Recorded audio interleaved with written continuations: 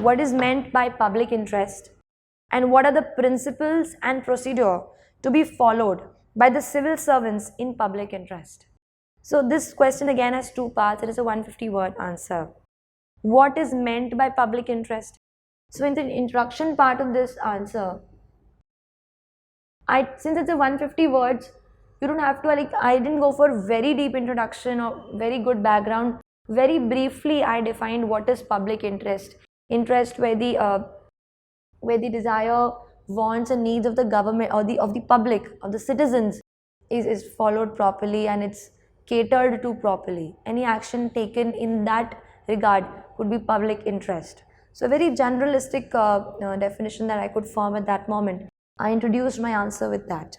Moving on to the second part, and which is also the major part of the answer, I felt. What are the principles and procedures to be followed? So I noted the two words, principles and procedures. In principles to be followed, I started with the principle of public integrity. I always connected public integrity with public interest. And when you talk of public integrity, I connected it with not involving oneself in dishonest activities like bribery and corruption, etc. Then upholding rule of law.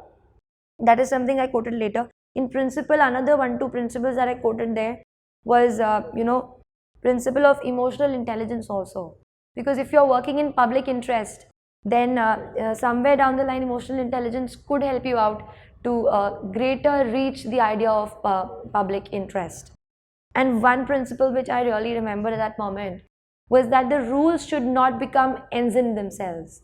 Many times it happens that a person, a civil servant, is just following his rules, and in that, while following rules, the real aim of public service delivery, that gets defeated.